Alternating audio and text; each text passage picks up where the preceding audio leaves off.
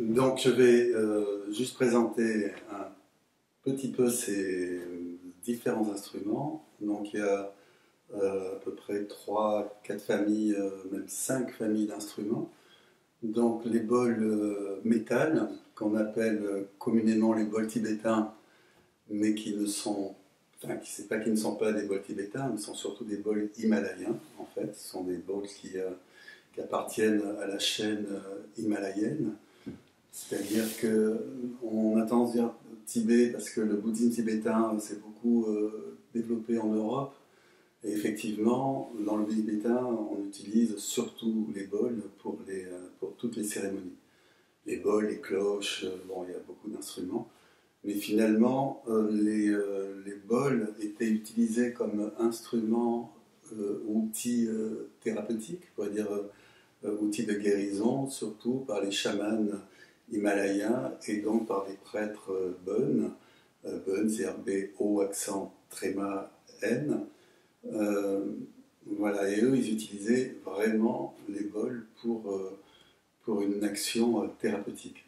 Donc ils n'utilisaient pas que les bols, d'ailleurs ils utilisaient aussi le tambour. Donc d'ailleurs j'ai un tambour ici, je vais faire sonner un tambour donc, de la chaîne himalayenne, qui est différent des tambours chamaniques parce qu'ils ont deux faces sur deux peaux. Et ils ont un son aussi avec une petite boule bille à l'intérieur.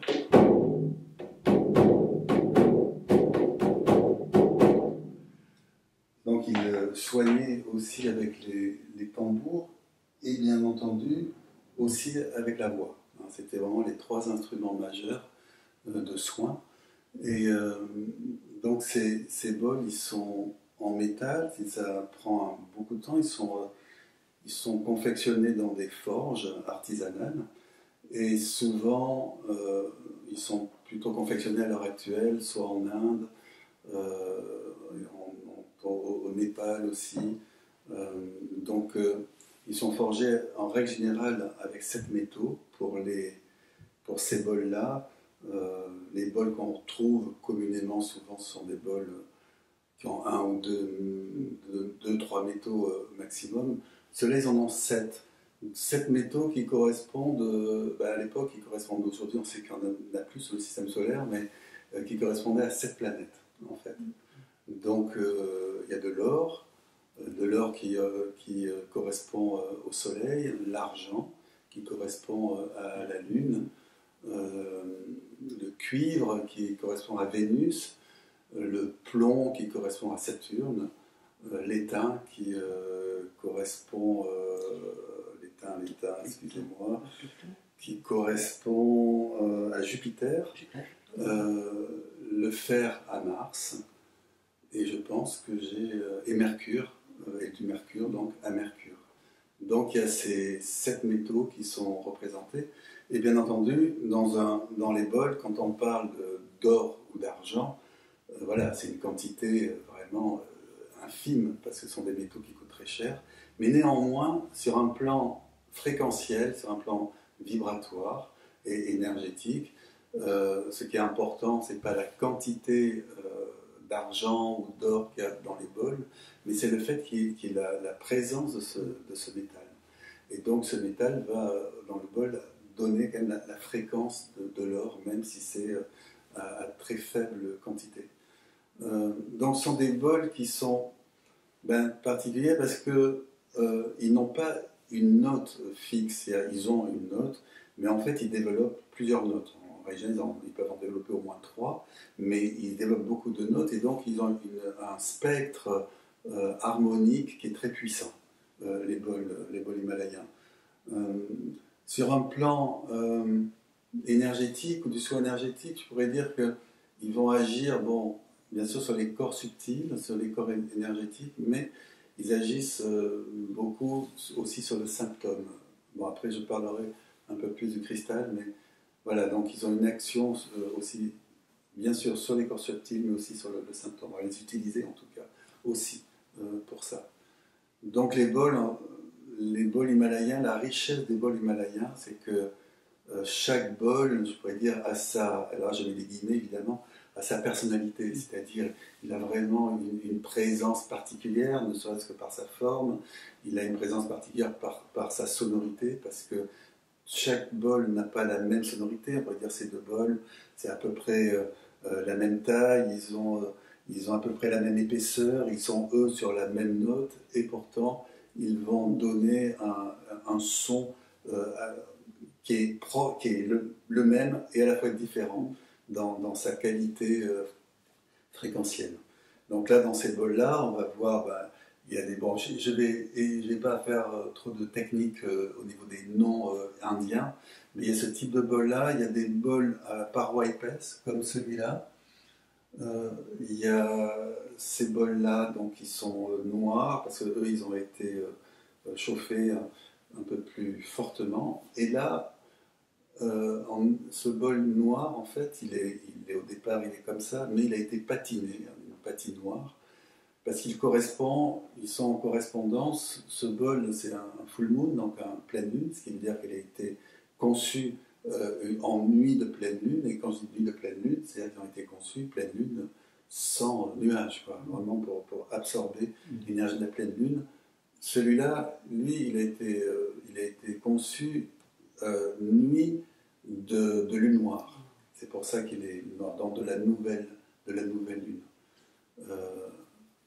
Voilà, donc là c'est pour les bols himalayens, et là il y a ce grand bol là qui lui, bon, je m'amuse à dire que c'est un mama bol pour faire des mots par rapport au mama drum dans les tambours chamaniques, qui sont des très grands tambours avec lesquels on peut jouer à 8 au moins autour. Donc mama bol, c'est un bol qui est grand parce qu'on peut entrer dedans. Et voilà, donc on est debout dans le bol, et là, ça va être une douche sonore, mais une douche sonore inversée, évidemment. Pas une douche qui va aller vers la tête, mais une douche qui remonte des pieds à la tête, mais le son, on va sentir aussi que c'est un mouvement circulaire, en fait, qui va se produire au niveau sonore. Donc, bol himalayen, je vais justement faire sonner ces deux.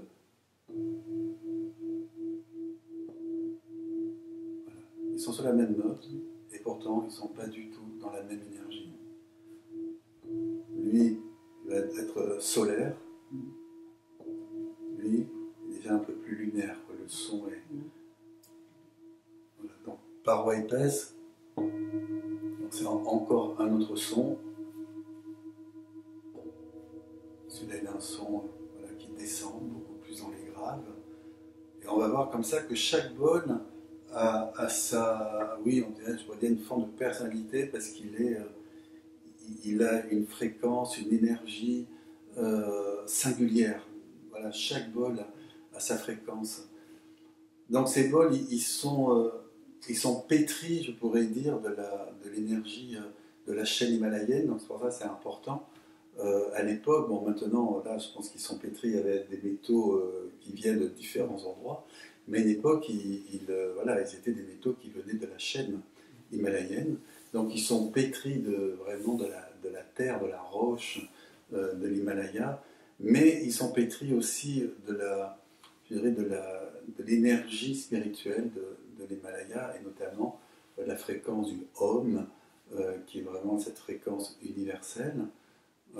Et je pourrais dire que même si je ne les active pas, c'est comme s'ils chantaient sans cesse Om, vraiment cette fréquence fondamentale. Ensuite, une autre famille de bols, donc les bols cristal, qui sont jamais nucléaire, mais ce soir j'avais surtout des bols givrés, cristal givré.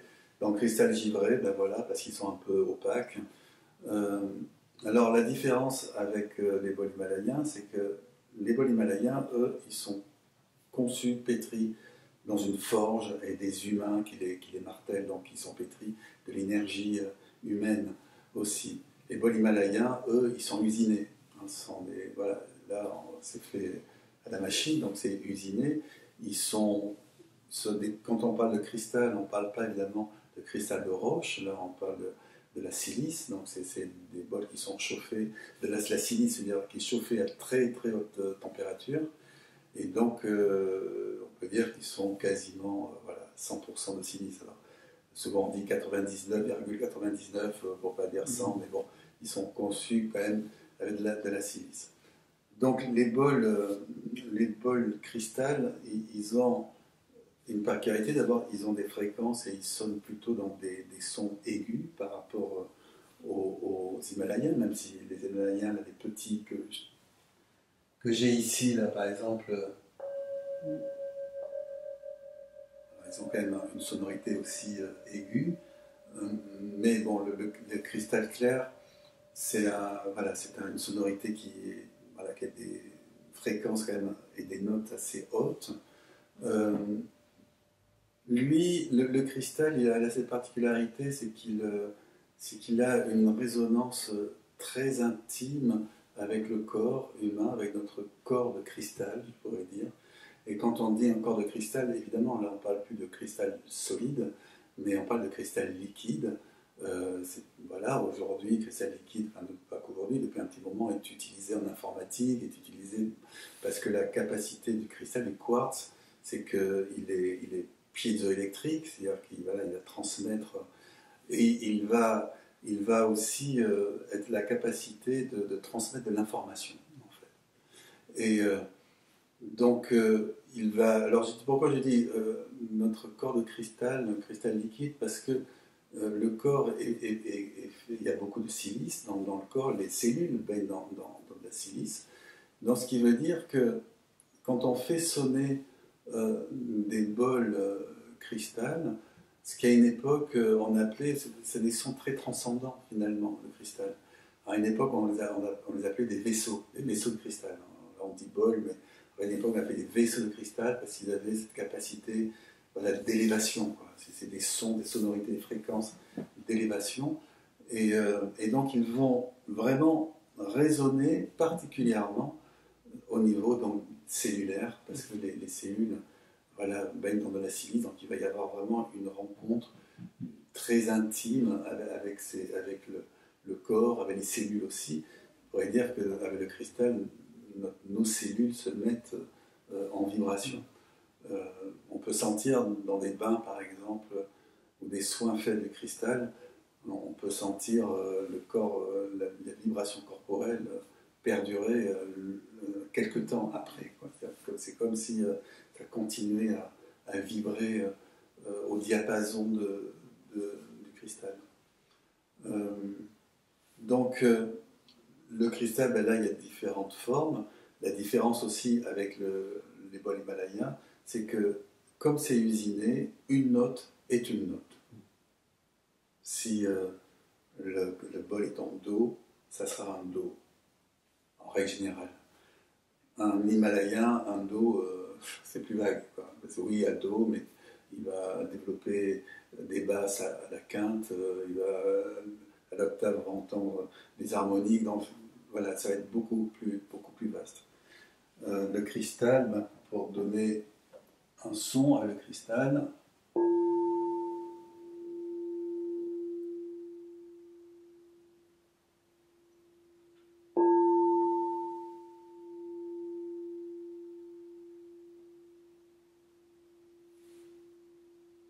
et là, dans notre famille de cristal, c'est ce qu'on appelle les bols thérapeutes. Donc les bols thérapeutes, c'est de la même sonorité quasiment, sauf que ceux-là, on appelle le cristal clair, parce qu'ils sont clairs, donc transparents. Ils ont un manche, voilà pourquoi bol thérapeute, parce que comme ils ont un manche, si on est dans un soin, on peut se déplacer et avec le manche, vraiment activer le son et tourner, ça va être plus pratique. Donc là, il y en a un qui est en cristal clair, et de celui-là qui est donc il y a de la poudre d'or. Et là, c'est pareil, quand je dis de la poudre d'or, c'est infinitésimal. Mais néanmoins, quand il sonne, il a la fréquence de ce minéral qui est présent. Donc, notre famille d'instruments, le tambour, langue que j'ai fait sonner tout à l'heure. Et ici, là, ça c'est un instrument, lui, qui n'est pas un instrument, non, j'ai oublié le cristal, il y a la harpe en cristal. Donc 8 tubes. Pourquoi 8? Parce on est en Occident ici, donc elle est conçue sur la gamme diatonique, donc de Do à Do. Et bon, j'ai coutume de dire que c'est la Rolls-Royce des instruments vibratoires. Elle a une qualité de vibration assez exceptionnelle. La fréquence, les vibratoires, comme ce sont des tubes allongés, donc la fréquence, elle va tourner presque sur un plan horizontal pour se diffuser par rapport au bol, où la fréquence est comme une spirale qui monte et puis qui se dégage aussi bien sûr en largeur. Et donc elle a un son très pur. Hein, je trouve que je dis exceptionnel. Pourquoi? Parce qu'il y a une pureté sonore qui est exceptionnelle dans la harpe.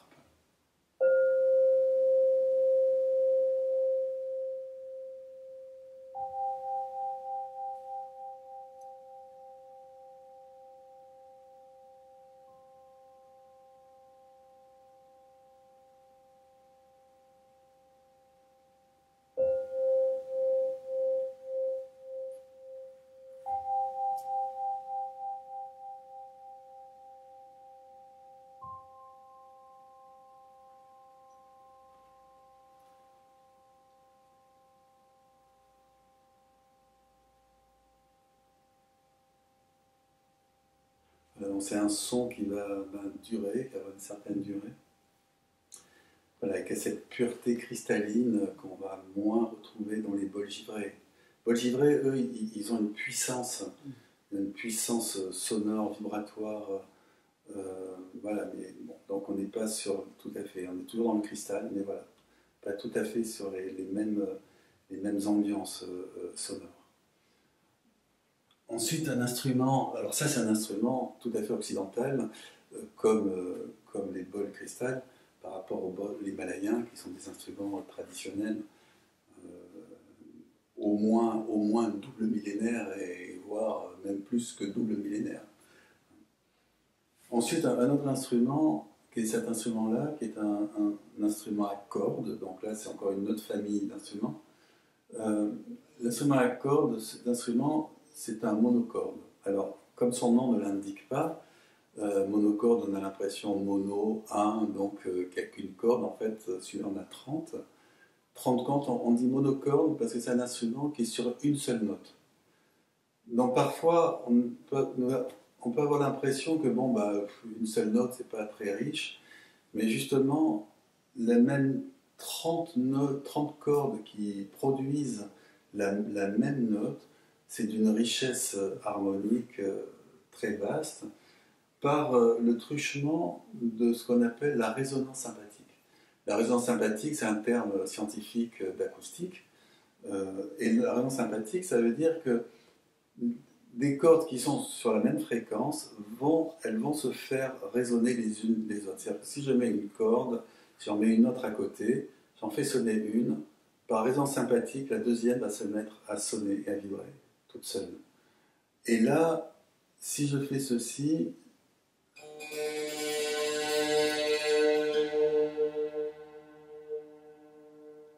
donc là il y a 30 cordes qui sont sur la même fréquence et toutes elles vont par résonance sympathique se faire résonner. Donc ce qui va amener une richesse harmonique très grande.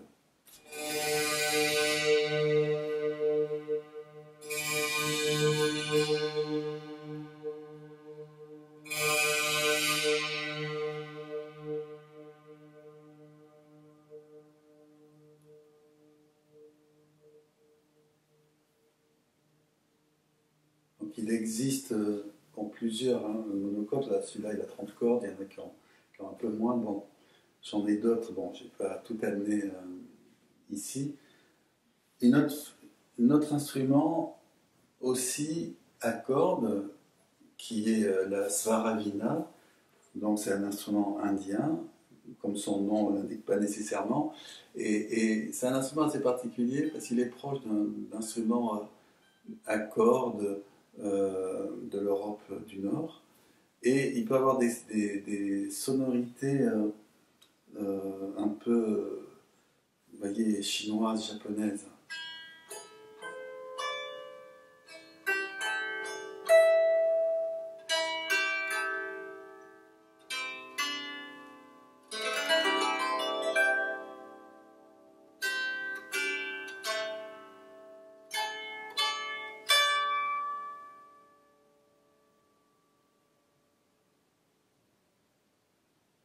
Donc c'est une sonorité voilà, qui amène dans certains plans, voilà, un peu, vous voyez, comme de vastes étendues là, qui peuvent amener une sorte d'état de détente comme ça, très doux, très profond. Et donc, un autre instrument qui lui est un instrument indien, je peux rester là. Donc la shruti. La shruti, c'est un instrument à souffler, hein, c'est presque le même principe qu'un accordéon. C'est de l'air qui va passer dans des hanches et qui vont produire un son. Donc la shruti, c'est un bourdon, ça va donner un bourdon. C'est pas, tous ces instruments-là ne sont pas des instruments, à part la harpe et la svaravina, où on peut effectivement faire des mélodies, mais c'est surtout des instruments vibratoires, en fait. C'est pas des instruments pour faire des mélodies. Je peux pas dire pour pas faire de la musique. La musique, c'est pas la mélodie. La musique, c'est un son. C'est la qualité du son. Bon, mais là, on peut faire des mélodies à ces deux instruments. Mais c'est essentiellement des instruments vibratoires, donc qui sont là pour se mettre en vibration, justement, avec des vibrations aussi du corps. Je pourrais dire que tous ces instruments vibratoires, ce sont comme deux amis se rencontrent. Je dis souvent ça. Il y a un humain ou des humains qui sont là. Bon, ce soir, là, il y aura un bain sonore tout à l'heure, mais voilà, des amis sont en train de se rencontrer. Je veux dire, des amis profonds se rencontrent. Et donc, ils vont venir vibrer en profondeur et en intimité, comme quand je rencontre un ami profond. Je rencontre cet ami et très vite, entre deux êtres, il y a cette vibration qui se met en place et là les instruments, c'est vraiment cette rencontre-là. C'est pour cela qu'ils ont une action aussi, qu'ils peuvent avoir une action de soins importante en nous, parce qu'ils viennent nous rencontrer dans les profondeurs. La shruti, donc, elle va produire ce son.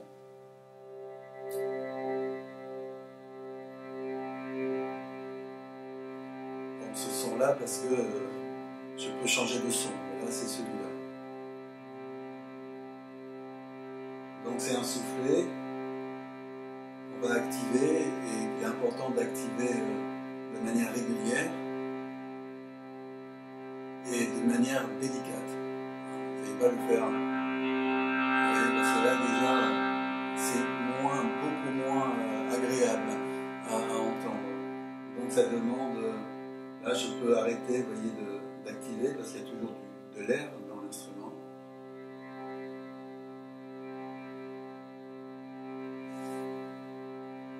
Donc c'est un bourdon sonore. Dans la musique indienne, le bourdon sonore a une place très importante. Là, j'ai pas amené je dis à chaque fois que je vais amener la tempura, un soir, je ne l'amène jamais, mais j'amènerai un soir la tempura et j'en jouerai. Et la tempura, c'est pareil, c'est 4 cordes